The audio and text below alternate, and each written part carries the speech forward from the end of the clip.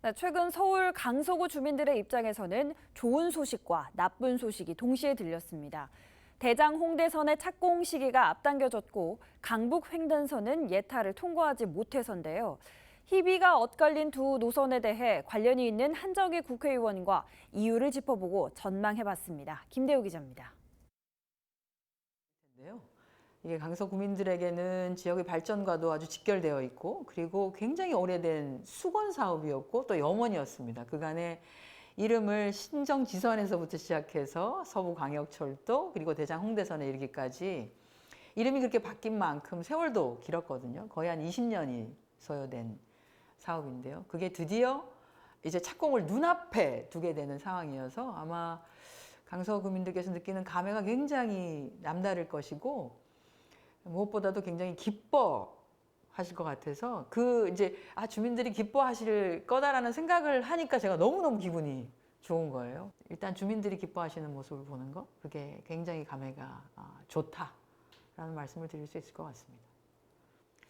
이 사업이 시기별로 굉장히 일단 스피디하게 진행이 됐고요. 그러니까 대개 우리가 예비 타당성 조사를 한다고 하면 1년 반이라고 되게 기재부가 말은 하지만 1년 반이 아니라 3년이 걸리는 경우도 있습니다. 이제 짧으면 1년 반입니다. 이렇게 얘기를 하는 거죠.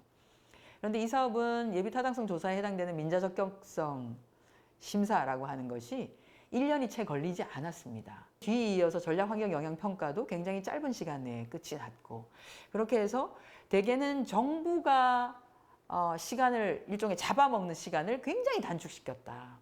처음에 아예 사업이 시작이 될 때는 사업성을 흔히 말하는 BC를 높이기 위한 부분에 있어서도 당시에 이제 제가 서울시에 제안을 했었던 여러 가지 안에 대해서 예를 들어서 덕은지구를 포함을 시켜달라라든지, 또 대장이 신도시가 들어설 것 같으니 대장으로까지 좀 연장을 해달라라고 하는 것, 이런 것에 대해서도 굉장히 깊이 있게 다시 검토를 해서 결과적으로는 이 두 가지가 다 반영이 되고 시기마다 굉장히 시간을 끌지 아니하고 빨리빨리 진행됐습니다. 그것이 이 사업이 다른 사업에 비해서, 다른 사업의 경우에는 예타에서부터 시작해서 아무런 문제 없이 착공까지가 거의 한 7년 정도가 들어간다라고 보면 이 사업은 그 절반 정도에 해당되는 사업 기간을 가지고 지금 진행이 되는 거여서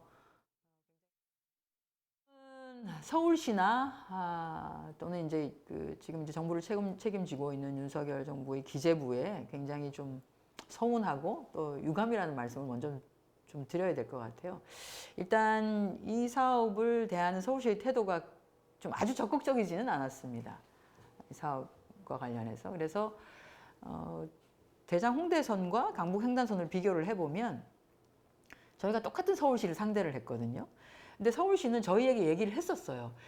BC가 잘 안 나옵니다. 그러니까 원정 홍대선이 BC가 잘 안 나옵니다. 그렇게 해서 저희가 제안을 했던 게 덕은지구를 집어넣읍시다, 대장을 집어넣읍시다 라고 하는 것들을 대안을 제시를 할 수가 있었던 것이죠. 지금 강북 횡단선의 경우에도 전후반에서는 사업성이 잘 나올 것이라고 저는 판단합니다. 아마 서울시도 그렇게 알 거예요. 왜냐하면 목동에서부터 서대문까지는 굉장히 유동인구가 많고 내부순환도로를 이용하시는 분이 많고 하기 때문에 거기가 늘 정체되고, 그렇게 해서 여기는 수요가 풍부하다. 그런데 아마 북한산 밑으로 해서 터널 구간이 들어가는 구간과 거긴 사업 비용이 많이 들어가죠.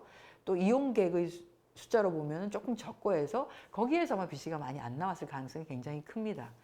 그런데 이런 거를 좀 솔직하게 얘기를 할 필요가 있었었다.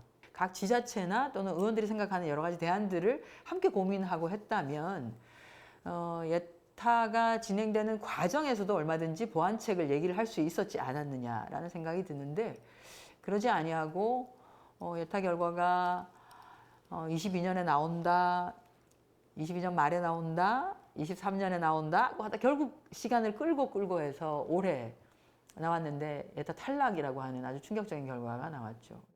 그래서 그나마 다행인 것은 서울시가 다시 대안 노선을 고민을 하겠다, 연구 용역에 바로 들어가겠다고 해서 연구 용역이 들어간 상태이고요. 대안 제시가 될 때는, 또는 대안 제시를 하기 위한 그 용역의 과정에서 조금 더 소통을 원활하게 했으면 좋겠다는 말씀을 좀 드리고 싶습니다. 비슷한 시기에 시작했던 사업입니다. 가만히 생각해 보시면 원정 홍대선이란 이름으로도 2019년에 사실 시작이 됐고요. 이 강북 횡단선도 그때 시작이 된 거거든요. 똑같이 시작이 됐는데 하나는 착공을 앞두고 있고 하나는 예비 타당성 조사 탈락이라고 하는 그 차이가 소통을 얼마나 원활히 했느냐 안 했느냐 두 개의 차이인 것 같습니다. 그래서 이번에도 똑같은 실패를 하지 않고 이번에 대한 노선이 마련이 되면 대장 홍대선처럼 빨리 이게 진행되게 정말 3년 반 만에 이렇게 착공에 이르기까지 하게 하려고 하면 조금 더 열린 그 행정 또 열린 소통을 통해서 대안들을 만들어가면서 해야 되지 않을까 생각하고 그런 차원에서 저희도 서울시에다가 좀 의견을 앞으로도 많이 제시할 생각입니다. BTV 뉴스를 더 많이 보고 싶으시다면 여기 구독 버튼을 눌러주세요. 추천 영상도 누르면 바로 재생됩니다.